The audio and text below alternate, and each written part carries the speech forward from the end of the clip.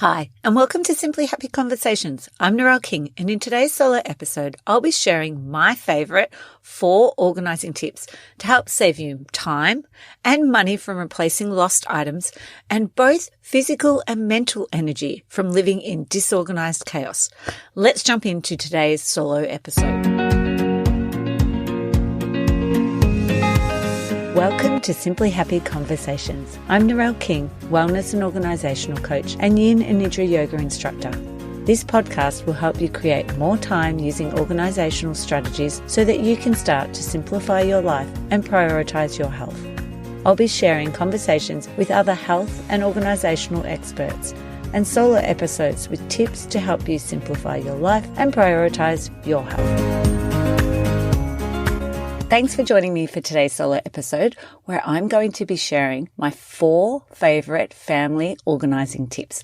These can also be used as individuals. It doesn't have to be family, but they do work really well in families, and I've used it in my own family as well. Why do we need to get organised? And one of the main reasons is that we want more time. And when we're searching for things, we're wasting time. We're looking for things and we can't find them. And it's also then really stressful and overwhelming. And then the final part of that is then we go and replace the items that we can't find. So we're wasting money as well. And when we're living in this disorganized chaos, it's also affecting us mentally and also the physical energy within our house. And it may be then lack of motivation that flows on from having too many things and just feeling too overwhelmed and not sure where to start. So number 1 tip is lost property boxes. So my children, from when they were at school age, we started the lost property boxes. And it's a laundry basket, a smaller size laundry basket.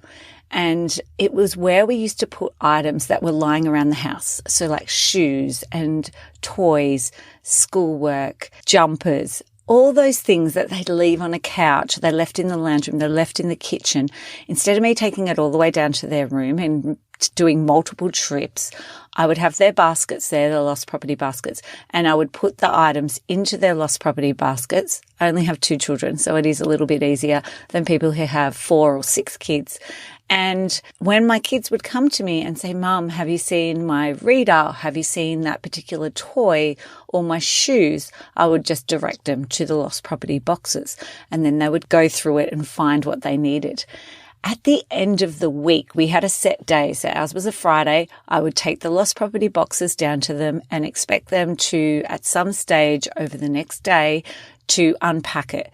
And on a Saturday, I'd want the basket back. So I'd give them the day to unpack it. And if not, I would tip it on their floor. Now, they didn't like me tipping them on the floor, so they would generally unpack it. I'd give them a warning and say, I'm going to be taking back the lost property boxes. And they would then put their things away.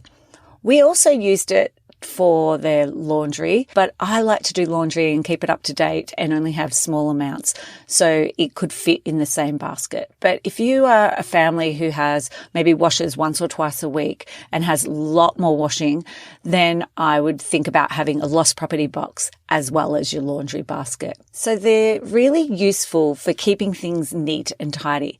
It's also a great way to save time on your part because you're not going and doing multiple trips putting things away. You're just placing all of those items into one spot, into one basket. You can bring the basket with you as you're cleaning up that space and place the items into it. It also helps to develop that independence with the kids because then they're only going to one spot looking for it and they're not nagging you. Mum, where is this? Mum, where's that? They're actually then going to that one spot. They're not even having to ask because in the end, I would just say lost property.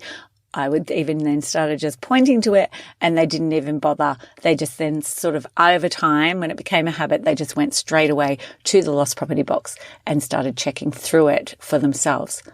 I've even used lost property boxes in classrooms when I was teaching, and this would just help manage my time. I would clear up at the end of the day everything into a lost property box. So it was like rubbers and pencils and things that had fallen on the ground and they don't have names on them.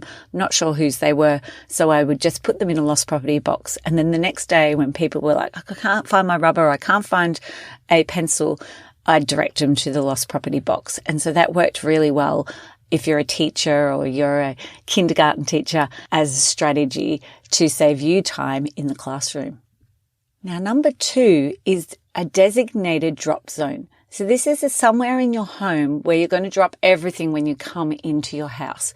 So whether you have a garage and you come in at the side of the house and maybe come into your laundry, or you use the front door, or you maybe use a back door, wherever that entry point is for you into the house, that is where I would think about setting up your drop zone. So this is where you may place your keys, or you'll place your bag, your phone. Maybe there's even like charging unit there, so you can place your phone and it gets charged straight away. It could be also where like school bags are kept, and maybe some sort of calendar so you can see what's going on, like a command center with all the things that you need to do. It could even be where your mail is then also collected, like an inbox. Even if you haven't got time to action it or file it away, at least there's one magazine holder there that's storing all of your mail as it comes into the home. Not that we have as much mail as we did years ago, but it still gives a designated spot for the mail to go, rather than it being on kitchen benches and on tables and all different places. So in our house, we actually have it down the hallway a little bit because our hallway is quite narrow and we couldn't fit a little desk. So we have a desk in our kitchen area which has the command center right near it and a hook for all of our keys. And it also has a place to charge your phones, and it's where any of the mail will get put, as well as there's a spot for prescriptions. So all of those are in one spot as well. So by having this one spot, it's also reducing that visual clutter. And as I said before, our brains are so much happier and feel calmer when we don't have so much visual clutter. Again, it's also going to reduce the stress and save you time because you're going to know where to go and find your keys, or where you're going to hopefully go and find your phone. It's maybe going to reduce those moments where you're going, where's my keys? Where's my phone? Because you've got that one spot that you go to regularly, and building that habit instead of having to retrace your steps and find out where your phone is. Number 3 tip is an easy to access essentials, or I call it the go-to drawer. Traditionally, it's probably been known as the junk drawer, but rather than calling it a junk drawer and encouraging more things just to be placed in there, so we want to be really intentional with this drawer, or maybe it's a cupboard, or maybe it's a little box, and place the things that we want easy access to right there at our fingertips. So within this drawer or box or container, you could put things such as like pens, highlighters, black texter, scissors, sticky tape, maybe a stapler, maybe sticky notes to write on, tape measure. I use my tape measure all the time, so it's one of the great things to have on hand. A quick unpick to undo sewing of something, or little tags that are stuck on clothes, Band-Aids. We have like a cream that helps with bites or scratches, some sunscreen, there's tissues, there's lip balm, there's some paper clips, and there's batteries, and there's a few of those command hooks, the ones that can be taken off a wall and then put on, and they're not going to leave a mark. So my suggestion is that you make a list of all the things that you use regularly, and maybe just track that over a week or over 2 weeks. And even ask your family, what are the things that they're always asking you? Mum, where's this? Mum, where's that? Or Dad, where's this? So those are the items you want to have in your go-to drawer. So number 4 tip is setting up a holding zone. My suggestion is the door that you leave from is where you set it up. And it's maybe a box or a container or a shelf or maybe a basket. And the things that are placed in this are the things that need to leave your house. So you'll then have to build up that habit of going to this spot and checking before you leave the house, instead of going around and trying to remember, oh, I've got to give that to my auntie, and I've got to give that to my mum, and we've got to give that to a friend. You've got it in one spot and you go and check there. And it also, you can encourage other people in the house who want things taken back or returned to also place it in the holding zone. So it could be like library books, things that are left behind, maybe donations. So when the kids have gone through their things when they're a bit older and they're like, I don't want this anymore, they've got a spot to go and place it at the holding zone.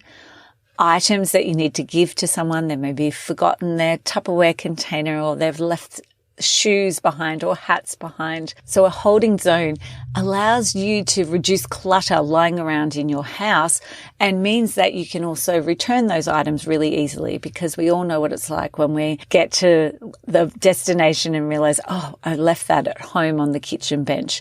Whereas if we have the holding zone near the door and we have to walk past it before we leave, we're more likely to see it and then more likely to grab it and take it with us.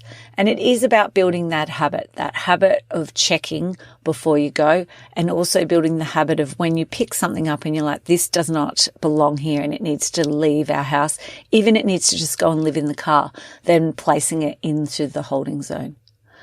I hope these simple decluttering and simplifying tweaks, these 4 of my favorite organizing tips, you find really useful and help you to create more time, save you stress for looking for misplaced items, and money replacing lost items. I'd love for you to share with me on social media which of these tips you're going to implement, or maybe you've already implemented it and you found it really useful.